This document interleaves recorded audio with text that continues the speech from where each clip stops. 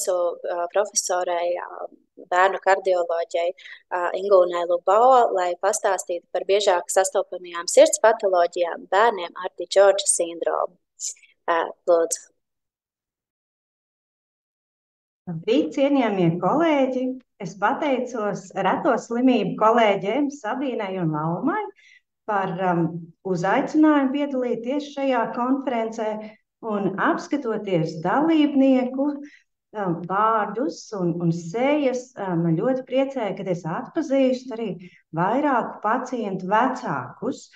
Un mēs, bērnu kardiologi, savus pacientus nereti arī dalam tādā grupā, kuri ir tad tie bērni, ar kuriem strādāt ir sirdskaita varbūt smaga, bet strādāt ir vieglāk, jo viņiem ir laba vecāku līdzestība.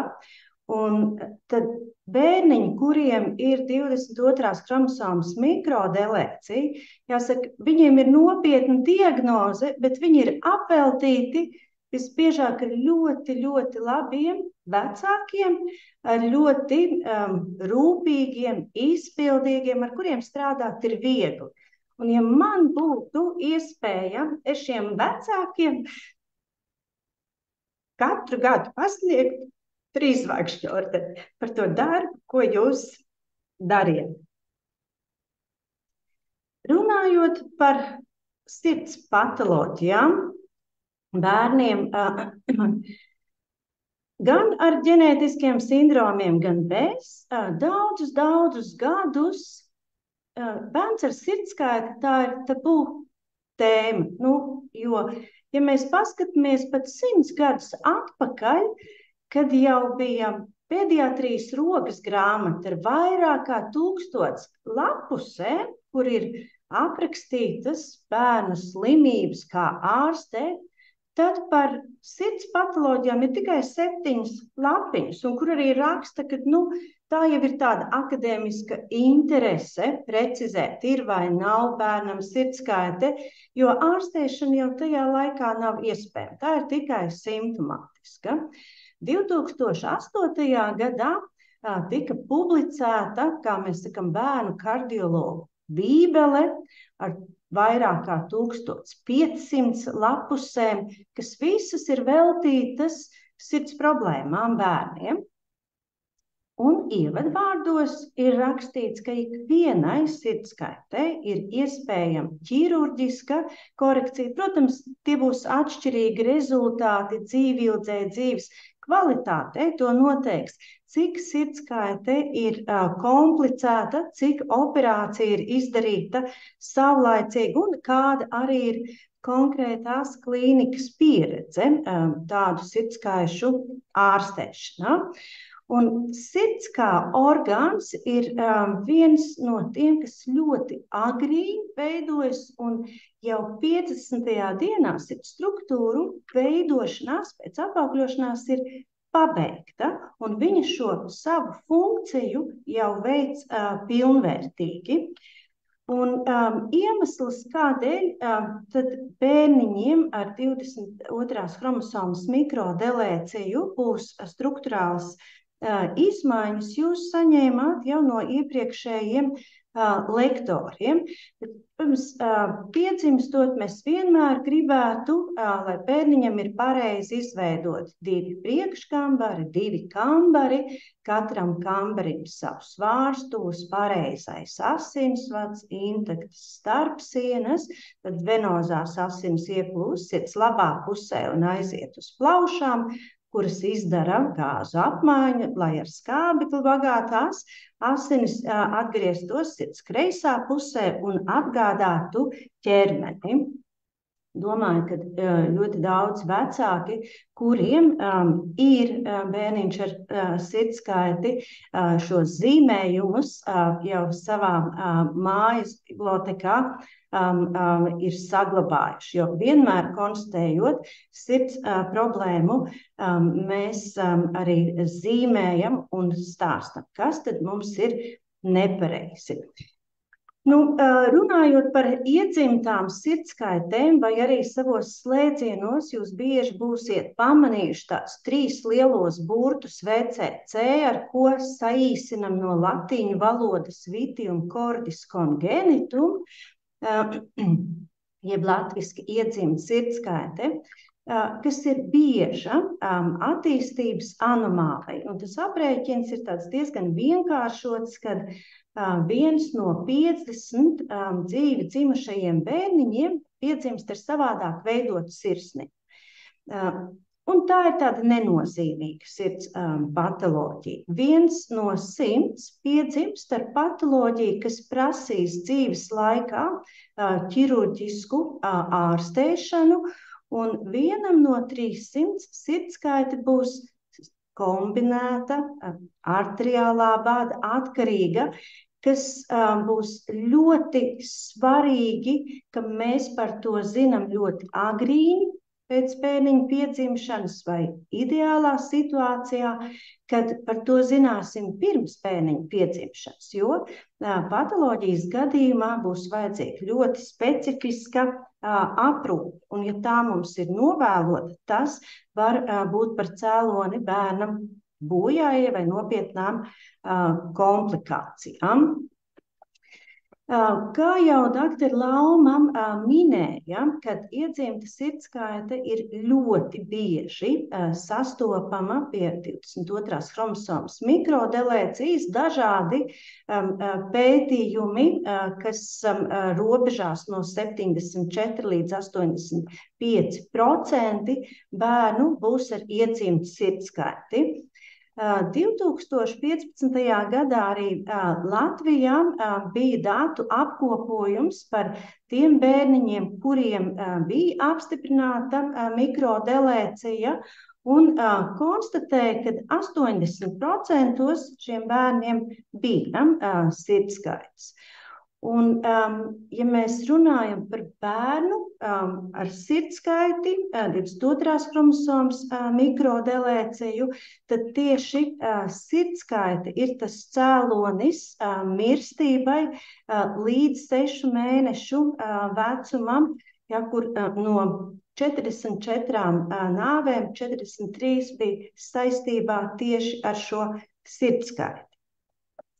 Un kā jau arī minēja Lauma, ka sirdskaite bieži vien ir tas pirmais simptoms, kuru diagnosticē, un tādēļ ikvienam bērnam ar iedzimtu sirdskaiti tiks rekomendēta ģenētiska analīze. Un ja mēs jau grūtniecības laikā redzam šīs raksturīgās sirdskaites, jau tad ģimene ir informēta, ka tāda patoloģija var būt, un atkarībā no grūtniecības laika, kad tas ir diagnosticēts, ja tas ir agrīni līdz 24. grūtniecības nedēļai, jā, tad to var precizēt jau grūtniecības laikā. Un varbūt vēl viens papildinājums uz jautājumu, kurā laikā tad konstatē, tad jāsaka, pēdējos gados ļoti būtiski šīs testēšanas un metodas, kuras izmantoja, ir izmainījušās, jo līdz 2002. gadam vispār nebija FISH metode, un kariotips šiem pacientiem bija vienmēr normāls. Tad pēdējos gados mums ir chromosomu mikroringa analīze, kuru veicot pacientiem, kuriem ir simptomi, kuriem iepriekš FISH analīze ir bijusi neizmainīta un kariotips neizmainīts, arī konstatē šo mikrodelēciju. Tādēļ, ja kādam no speciālistiem ir bažas, ka ir lielāka vecuma bērns, un viņam ir iepriekš tikai ir izdarīts kariotips vai FISH analīze, spējams būtu mērķtiecīgi griezties pie ģenētiķa un šo analīzi veikt. Kā biežākā no sirdskaitēm ir fallotetrāde, kur līdz 26% bērniem ar falotetrādi veicot ģenētisku izvērtēšanu, konstatējas 22. kromosomas mikrodelēcija. Šī būs patoloģija, kuras ārstēšana vienmēr būs ķirurģiska, un tā vienmēr ir pirmajā dzīves gadā, un daļai šiem pacientiem būs vajadzīgas atkārtotas ķirurģiskas korekcijas bērnībā un ir arī pieaugušo vecumā. Pārtraukts aortas loks, kad nav savienojums aortas lokam ar descendējošo daļu, kur var būt dažādi šie varianti, kurā vietā šis pārtrūkums ir, bet visbiežākais, ko sastop, ir otrais B tips, kas visbiežāk ir saistīts 50% ar 22. kromosomas mikrodelēciju un vēl kombinēties ar citām struktūrālām kaitēm, kā kopēju stumbru, ventrīkuļu starpsienas defektu. Šī patoloģija, kas prasa ļoti specifisku rīcību uzreiz piedzimstot, nodrošināt arteriālā vada esamību ar tādu medikamentu kā prostaglandīns. Šī pacientu grupa būs arī tie, kuriem būs ne tikai viena, bet vairākas atkārtotas operācijas dzīves laikā. Kopējs arteriāls stumbrs, kas nozīmē, ka no sirds attiek tikai viens asinsvads un kas pēc tam dažādos līmeņos sadalās aortā un plaušu artērijā, kas katram 5. bērniņam ar šo anomāliju ir dēļ 22. kromosomas mikrodelēcijas sindroma, kas arī prasīs atkārtotas operācijas bērnībā. Ventrīkuļu starpsienas defekti, kas var būt dažādas lokalizācijas, un ja tie ir starpsienas daļā, kas ir muskulārā, tad tie defekti nevienmēr pat būs ķirurģiski jārastē.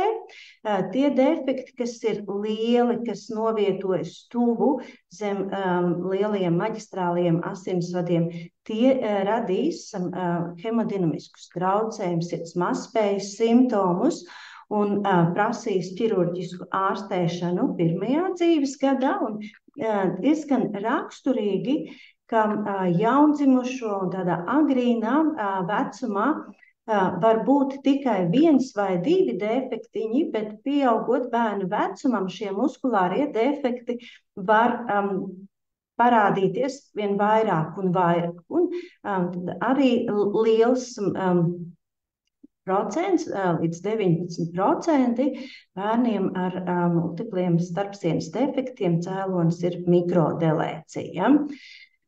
Smaga kombinēta patoloģija, plaušu artērijas atrēzija, kad nav asinsvadam savienojums no labā kambara uz plaušu artērijas stumbru, kur ir dažādi šie anatomiskie varianti, kas būs katram pacientam atšķirīgs stāsts, kāda veida ķirurģiskā ārstēšana, cik biežas un atkārtotas operācijas būs vajadzīgas šīs patoloģijas gadījumā. Jau minēja par aortas pārstuļa patoloģiju, aortas lejupējošās daļas sašaurinājumu, ascendējošās aortas paplašinājumu. Pacientiem ar šādām diagnozēm 15% ir mikrodelēcija. Sirds intrakardiālās struktūras, tātad vārstuļi, starpsienas, asinsvadu attiešana var būt neizmainīta, bet ir aortas loka anomālijas, asinsvadu cilpas, dubultloki, kuru diagnosticēt ir salīdzinoši viegli, tad, kad ir augļa sonogrāfija, bet to ir ļoti grūti ehokardiogrāfiski diagnosticēt pēc bērniņa piedzimšanas, kad plaušas ir izvērtušās, kad viņš elpo, un nereti šis ceļš līdz diagnozei ir ļoti garš līdz tam brīdim, kad izdaram bronhoskopiju vai gastroskopiju, kur redz šo elpceļa un barības vada nospiedumu. Bet stridors, elpošanas grūtības, nereti biezākas barības uzsākšana otrajā dzīves pusgadā, kad šie simptomi tikai parādās. Piemēram, mums jāietver, izvērtēt, vai tas nav mikrodelēcijas sindroms, jo apmēram 13% šo patoloģiju gadījumā tas ir tas cēlonis. Tas, ko minēja, ir biežākās sirds strukturālās patoloģijas mikrodelēcijas gadījumā, un kādas tad ir raksturīgās izpausmes bērniem ar strukturālām patoloģijām. Tā var būt pazemināta apetīte, lēna ķermeņa masas dinamika, jo sirds strādā ar palielinātu darbu un uzņemtās kalorijas tiek vairāk patērētas. Svīšana, kas ir kompensatori aktivizē simpatētiskā sistēma, kompensatori pātrināta sirdsdarbība, elpošana, mikrocirkulācijas traucējumi, palielināts aknu izmērs, tūskas, zemāka urīna izdala. Bet, diemžēl, šīs mazspējas pazīmes būs no sirds puses ļoti līdzīgas un grūti atšķiramas no citu orgānu funkcionāliem traucējumiem, bet šo simptomu gadījumā vienmēr diferenciāla diagnozē ir jāietver sirds izvērtējums. Un kādus tad izmeklējumus mēs bērniņiem ar sirds patoloģiju veiksim? Klīniskie novērtējumi, sirdsdarbības, elpošanas skaits, pulsoksimetrijas skrīnings, kas ir jāizdara ikvienam jaundzimušam pirms izraksta no dzemdību nodaļas, lai pamanītu tās, kas ir arteriālā vada atkarīgās kritiskās sirdskaitas, kad kaut vai uz plaukstiņas vai pēdiņas skābekļa daudzums ir zemāks par 95, lai nesagaida simptomu strauju parādīšanos, bet precizētu, vai tas ir saistīts ar sirds patoloģiju vai ne. Svarīga svara auguma novērtēšana, gan asinsspiediena vērtējums tiek balstīts uz auguma percentīli, kāda ir svara dinamika, tad vai tas būs viens no rādītājiem, kad mazspējas simptomi pacientam progresē, tiek palielināts enerģijas patēriņš un nav svara iespēja palielināties. Rādītāji, kurus mēs varam laboratoriski novērtēt un sekot tam līdzi, vai mūsu terapija ir pietiekama, kā sirds mazspējas rādītājs nātri urētiskais peptīds, kas ļoti raksturīgi tām sirdskaitēm, kur ir lielie defekti, tilpuma pārslodzes.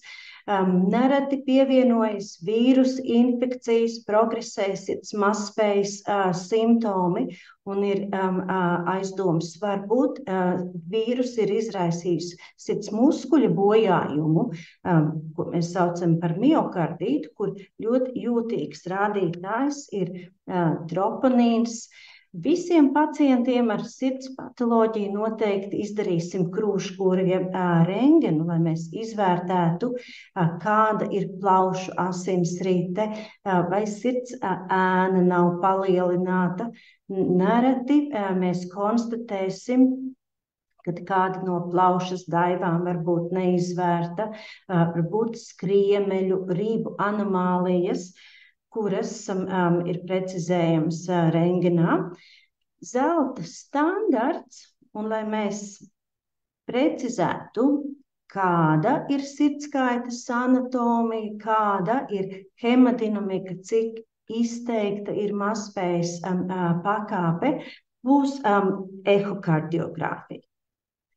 Visiem pacientiem mēs izvērtēsim, kāda ir sirds vadīšanas sistēma, un sirds vadīšanas sistēmas izvērtējums zelta standarts ir elektrokardiogramma, konstatējot izmaiņas kardiogrammā, vai arī, ja tas ir pacients, kuram ir bijusi sirds operācija, būs Holter monitorēšana, un daudz vecāki noteikti atcerās, kad agrāk bija daudz vadiņi jāpievieno un diezgan liels diskomforts bērnam vairāk diennakti staigāt ar holterīti. Mūsdienās mums jau ir pieejami šie maziņie bezvadu holter aparāti, kuriem bērniem mēs izdarīsim magnētisko rezonansi, kad mūsu informācija no ehokardiogrāfiskā izmeklējuma ir nepietiekoša, situācijās, kad ir aizdomas par sirds muskuļu bojājumu vai bērnam augot, kuram ir iepriekš bijusi operācija, attīstas mazspējas simptomi, lai izvērtētu sirds tilpumus, kurus ehokardiogrāfiski nav iespējams. Izmeklējums, kura laikā nesaņem bērns radiāciju, nereti ir vajadzīga kontrasta vielas ievade, bet lielākais mīnus ir izmeklējuma ilgums. 40 līdz 60 minūtes, kas maziem bērniem ir grūti slēgtā telpā atrasties, un tātad tas būs jāveic vispārējā anestēzijā.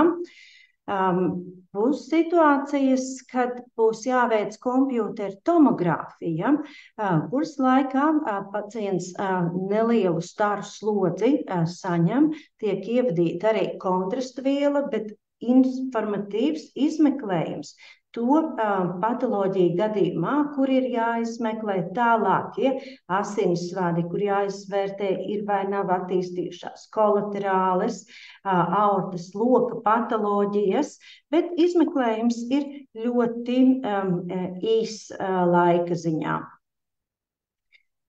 Būs pacientiem, kuriem, lai izvērtētu, vai ir iespējams plānot nākamo operācijas etapu, veiks sirds kateterizāciju, angiogrāfiju, miokardam bojājuma gadījumā nereti var būt nepieciešamība veikt biopsiju, un šīs procedūras laikā nereti mēs varēsim arī dažādus defektus mini-invazīvi noslēgt.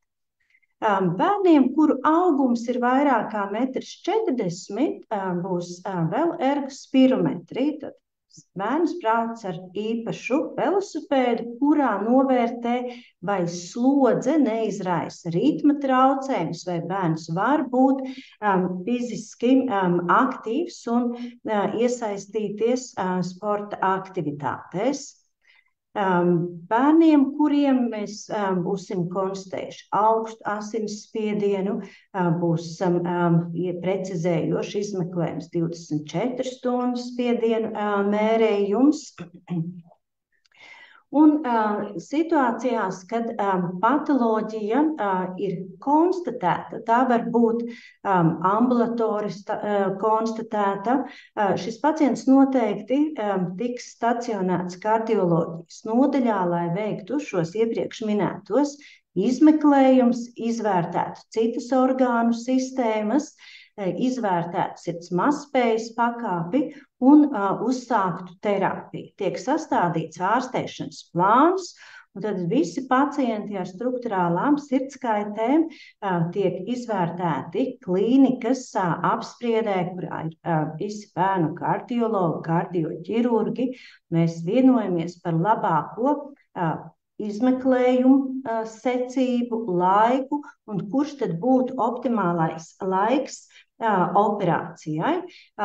Svarīga pacienta aprūpē ir adekvāta kalorāža, kur ir jābūt augstākai, jo sirds mazspējas gadījumā patēriņš ir lielāks, jo tas būs arī būtisks nosacījums, lai bērnu svars būtu un barojums labs, ejot uz operāciju. Nereti tas prasīs arī pat zondes barošanu, ja mazspējas dēļ nav adekvāta svara dinamika. Un noteikti savos slēdzienos esat arī pamanījuši tādus 4 lielos burtus NIHA, jeb sirds mazspējas klasifikāciju pēc Ņujorkas sirds asociācijas, ko dala 4 pakāpēs. Un zīdaiņiem izmanto klasifikāciju pēc ROSA, kur novērtē elpošanas, sirdsdarbības frekvenci, kāda ir mikrocirkulācija, cik laiks aiziet ēšanai, lai dinamikā varētu izprast, vai šī mazspēja progresē, vai viņi ir iepriekšējā pakāpē. Līdz sirdskaita testam korekcijai ir svarīgi šo simptomu mazināšana. Sirds mazspējas simptomu mazināšana, saņemot medikamentozu terapiju, un katrai šai patoloģijai tā būs atšķirīga. Tādēļ arī laika trūkuma dēļ es šos medikamentus šeit neminēšu, bet ik vienam bērniņam būs noteikti ik 3 līdz 6 nedēļas būs regulārās vizītes līdz operācija tiek darīta. Ideāli, ja ejot uz operāciju, kas ir jāizdara mākslīgi asinsritē, bērnu svars ir vairāk kā 4 kg, kad viņam ir labs barojums, jo pretēji ar mazu svaru, zemu audu turgoru, tā ir papildus problēma, jo visi audi ir irdeni, tehniski grūtāk operāciju izpildīt. Svarīgs nosacījums rūpēties, lai ierodoties uz operāciju 2 nedēļas iepriekš, viņš ir bijis vesels, nekādu akūtu saslimšanu, un pēc gada vecuma, ierodoties uz operāciju, ir jābūt pārliecībai un apskatēji pie stomatologa, kā mutes dobums ir sanāts. Katrai sirds patoloģijai būs arī atšķirīgs ārstēšanas veids. Tā var būt mini-invazīva, un tā var būt slēgta, tā var būt atvērta tipa operācija. Grūtības, kas ir saistībā ar operāciju šiem bērniem, tad svarīgi, ka jābūt sagatavotiem asins produktiem, kas ir apstaroti asins produkti. Jau Dr. Lauma minēja, ja, kad operācijas laikā šiem bērniem būs ne visiem, bet varbūt apgrūtināta intubācija, asiņošanas riski, krampji, kalcija vielmaiņas traucējumi dēļ, un arī biežāk gaidīsim tādas komplikācijas kā atelektāzes, infekcijas pievienošanās, tad operācijas brūces, dzīšanas grūtības, elpošanas grūtības šo elpceļu anatomisko īpatnību dēļ. 2020. gadā liels datu apkopojums par bērniņiem ar sirdskaitēm un 22. kromosomas mikrodelēciju, kur izvērtē, vai šiem bērniem ir augstāka mirstība. Un tā nav, tad operācija mirstība ir tāda pati kā citam bērnam bez ģenētiskas sindroma, bet to nosaka sirdskaits anatomiskais variants, bet komplikāciju risks šiem bērniem ir biežāks. Tad mini-invazīvas operācijas, kad ir ievadītas katēteri, aloniņi, kā rezultātā problēmu likvidē. Operācijas slēgta tipa, jeb sānu torakotomija, kur pēc tam redzam zem lāpstiņas padusītē rētu un gareniskām sternotomiju. Tad pēc operācijas visiem pacientiem būs sirds mazspējas terapija pirmajās nedēļās. Ārkārtīgi svarīgi, kad esat aizbraukuši mājās, izvairīties no vīrusu saslimšanām, lai nav daudz viesu mājās, lai pārējie ģimenes locekļi ir veseli. Pirmās 6 nedēļas skolas vecuma bērniem ir atbrīvojums no sporta nodarbībām un 6 mēneši no normatīvu kārtošanas. Pirmie 6 mēneši pēc sirds operācijas būs endokardīta profilaks jāievēro, ja dodas uz stomatoloģiskām manipulācijām, saņemt amoksicilīnu 50 mg uz kilogramu pusstundu pirms šīs manipulācijas. Un kontroles vizītes, ja pacients saņem mazspējas terapiju, būs reizi mēnesī neretāk kā 3 mēnešos. Ja pacientam terapija vairs nav nepieciešama, tā būs neretāk kā reizi gadā. Kā jau minēju, svarīgi ir vakcinācija, it īpaši pret gripu tiem pacientiem, kuriem patoloģijas dēļ ir jālieto aspirīns.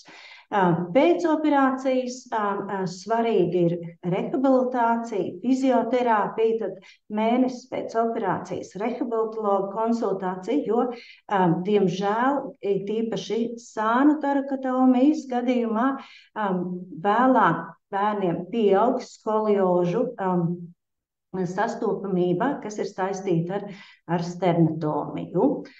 Un svarīgi sekot mutes higiēnai, higiēnists 2 reizes gadā, zobārsts reizi gadā izvairīties no fokāliem iekaisuma perekļiem, jo ir paaugstināts endokardīta risks šiem bērniem.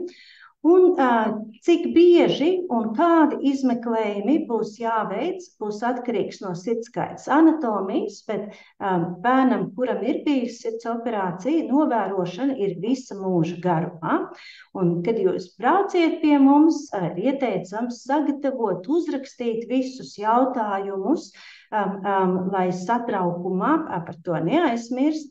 Jūs variet arī lasīt gan Bērnu slimnīcas Vesela pasaule portālā, gan Bērnu kardioloģijas portālā. Vienmēr esat laipni aicināti zvanīt darbdienās mūsu reģistrācijas personālam un māsiņai. Paldies par jūsu uzmanību, un, ja ir jautājumi, labprāt centīšos atbildēt. Paldies, profesor, par plašo un lielisko prezentāciju, kas tiešām parādīja, cik daudz un dažādas iespējas mums ir palīdzēt sirdskaišu gadījumā. Un tiešām paldies. Tāds skatos šobrīd čatā jautājumu nav. Pagaidīsim vēl kādu minūti, bet... Ja jautājumi nav, tad šobrīd plānot pauzīt līdz 12.